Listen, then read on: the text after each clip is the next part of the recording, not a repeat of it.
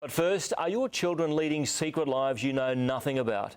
You'll be shocked to learn they probably are, as they spend more and more time online. The dangers are frightening, but there are measures you can take to protect your kids, as Rodney Lose explains.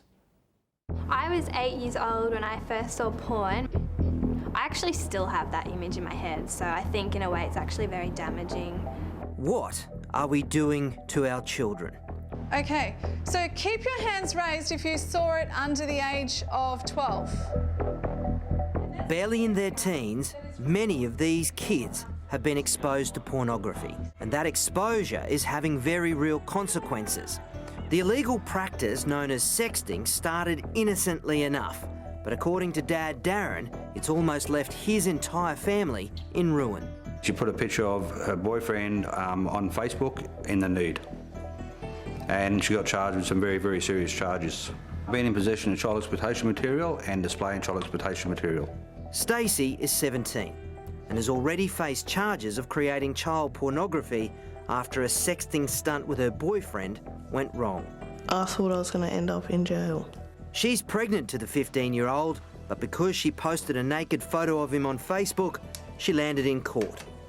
Luckily, the magistrate didn't record a conviction, placing her on a 6-month good behaviour bond. You don't think when you're doing it. The problem is teens these days are more aware of pornography than the law.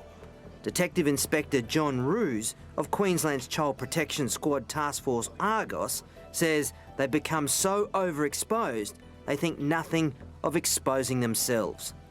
It absolutely has to be fueling and normalising their behaviour. If they think that that's life, that's what you do, and then their peers are doing it as well, and if they search across social networking sites, they see just about every child is taking inappropriate selfie pictures, well, that's what you've got to do to be cool. And as we discussed, that's only going to attract the wrong kind of attention. But it's the attention many young teens yearn for by taking intimate pictures of themselves. They're known as selfies. This is just simply an example of how easy it is for any person anywhere in the world to access an openly accessible social networking profile. Searched by men and women, I can specify between age 12 to 16 in Australia. I can even go down to a postcode if I want to. Clicking on one of those profiles of a 14-year-old girl brings up this child with a selfie. Even the most innocent photo can attract unwanted attention online, like these. Once again, photographing into a mirror, has drawn comments from a 53-year-old man, beautiful and nice, and your body beautiful. Clearly, I would not think Australian. A 43-year-old, you are one beautiful, sexy young lady, body to die for.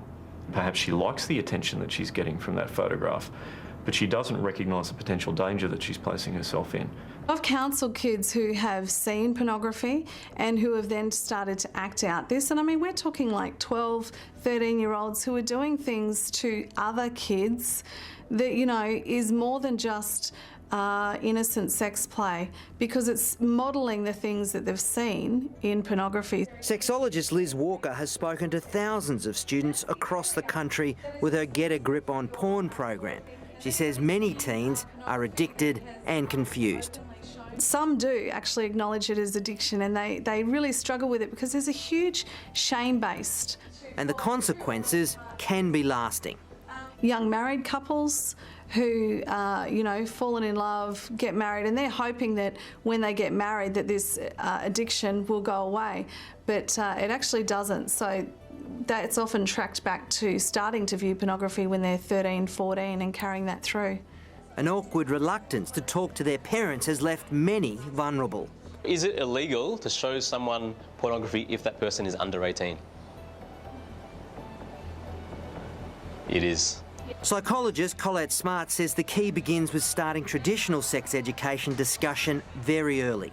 I think parents should be talking about sex education from as early as 5 years old. But for older children, sex education needs to include more than the birds and bees in the school curriculum before students normalise pornographic content and behaviour. Our schools aren't very good at offering appropriate information about sex, about lust, about love and so on. Children and young people turn to the internet. One of Australia's leading pornography researchers, sociologist Dr. Michael Flood, says it's important because pornography shapes our child's development. They're more likely to judge themselves just in terms of their sexual status, to value themselves in terms of how sexually attractive they are, how much of a sexual object they are, and to actually start behaving like the women in porn, to fake their own pleasure, to go along with what male partners want, even if they're not interested themselves, and to kind of deny their own desires. So beyond the school gates, what can parents do? Parents should assume that their children will see porn, and parents should begin the conversations with their children so that when they do, they're more likely to say, this is rubbish, or this is sexist, or this doesn't teach me what I need to know about sex. Who can tell me what their first experience of seeing it was? What was your reaction? It was weird. I looked in the other direction.